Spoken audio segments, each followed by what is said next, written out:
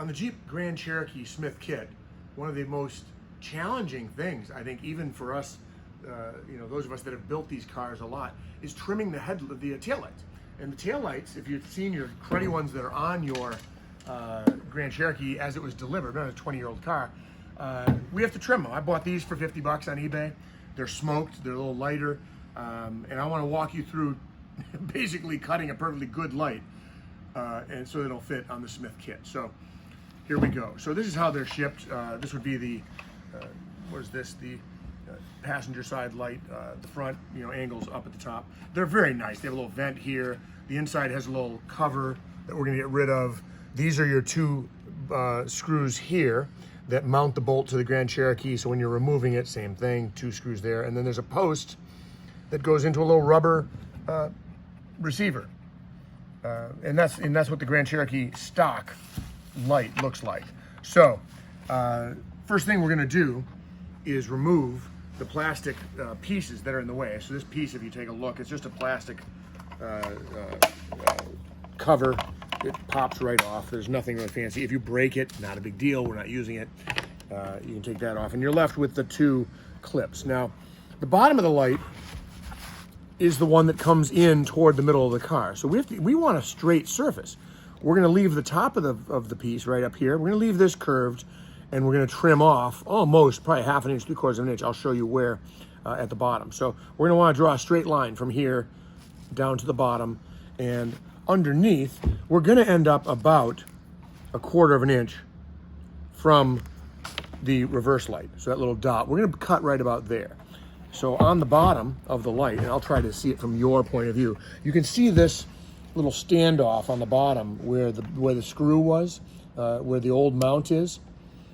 This whole thing, we're going to remove, everything but about 1/4 of an inch. So we're going to put about 1/4 of an inch here, right? So we're going to be trimming anything this way. So all this stuff out here, we're going to be trimming away. So we're going to remain with this silver line and everything this side. So we keep this, we're getting rid of this. And what you do is, what I just did there, 1/4 of an inch on the stand, 1/4 of an inch from this flat surface here. You can see how it's the flat plastic here. We're going to keep all this, and then I draw this line on the very bottom. Once again, the bottom of the light, rotate it this way, you'll see the flat surface of the plastic underneath. So I draw that little line 1/4 of an inch there. Then I take any flexible straight edge, and this one, let me move the plastic out of the way that it was shipped in. I basically take a straight edge and mount real lightly. I have my little silver mark down here. At the top, I use the very edge. Let me show you this real quick. I use this edge here as the other end. So this edge and that silver mark, I lay the straight edge on it. Like that.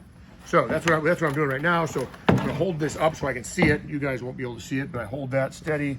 I hold that steady. I use a silver marker just because it's so much easier. You Sanford guys, Sharpie is run by Sanford. I was a chemist for Avery Dennison, the competition, but I'm using a Sanford, so all my old Avery guys, forgive me. In this case, the Sanford products is a great product. So I just kind of visually, remember looking straight down. Now I leave extra plastic. It's a lot easier. I'll leave this here. For this piece here, it's a lot easier to leave extra plastic and sand at the very end rather than cut too much off. So, leave, what is that, about 3/8, 1/2 inch from this aftermarket, reverse area. Remember, on your stock lights, keep your sockets and your wiring so that you can run the stock stuff. You don't want to throw anything away until the very end.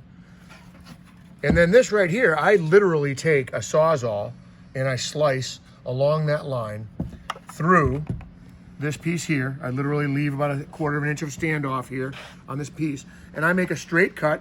And then I take a DA, which is a sander, and I put 80 grit on the sandpaper. And when I hold this up on the car, I sand this way. So if this was my sander with a flat edge here, I sand away. I guess you could sand away the whole thing without cutting if you wanted to.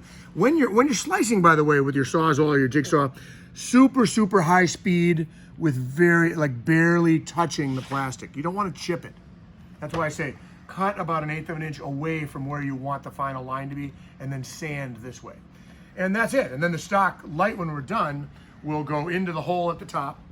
It'll slide in, and we'll be able to use our little rubber base pieces. You know, in the video where we went through what's in the kit, there's a little rubber base with a little stainless screw that is going to mount inside, you know, of this area here. So at the bottom we'll have a rubber piece because this is almost flush. At the top you probably can even use this piece that's here because we don't cut that one away. So you really only need one of the rubber pieces to anchor. And that's it. That's your tail light modification video.